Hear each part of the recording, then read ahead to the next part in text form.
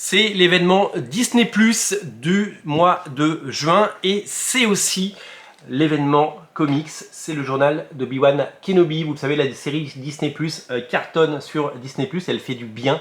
Elle fait du bien à tous les amoureux de Star Wars, à tous ceux qui ont aimé la prélogie, à tous ceux qui aiment Dark Vador, à tous ceux qui ont aimé la saga initiale, à tous ceux qui ont aimé évidemment donc le personnage des Kenobi, la rencontre Anakin et tout ça. Le journal de Kenobi est là pour nous régaler. Alors d'abord parlons de l'édition qui est somptueuse. C'est un bouquin comme nul autre chez Panini, puisque déjà le bouquin ressemble à rien qu'on ait vu ailleurs. Il ne ressemble pas à rien, il ressemble à rien d'autre qu'on ait connu avant.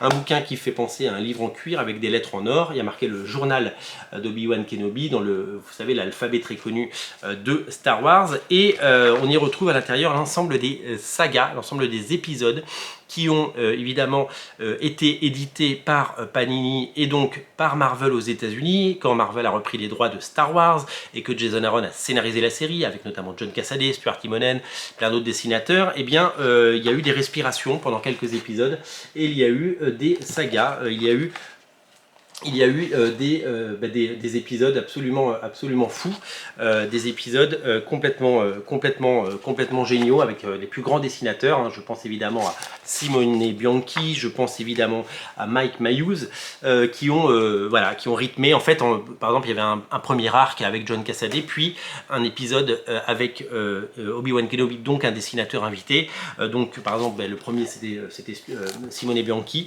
et donc ça nous permettait de découvrir la face cachée d'Obi-Wan Kenobi. Alors, évidemment, la série Disney+, elle a épuisé quelques petits éléments dans ces épisodes, mais ce n'est pas exactement la même adaptation, ce n'est pas la même histoire, ce n'est pas l'adaptation de ce que vous voyez à l'écran, mais c'est des histoires comme ça. Ça nous fait un très très bel album avec plusieurs histoires, toutes scénarisées par Jason Aaron, avec des dessinateurs incroyables, Mike Mayhew, Salvador Larroca, bien entendu, des dessinateurs comme Simone Bianchi.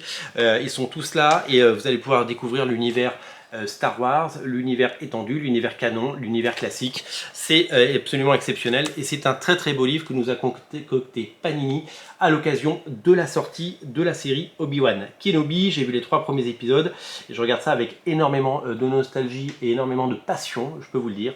C'est une série qui me va droit au cœur et c'est une série qui fait plaisir à tous les fans de Star Wars. Je vous invite à découvrir cet album si vous avez été un jour fan de la série, si vous aimez le personnage d'Obi-Wan Kenobi, si vous aimez les comics, si vous aimez les comics Star Wars.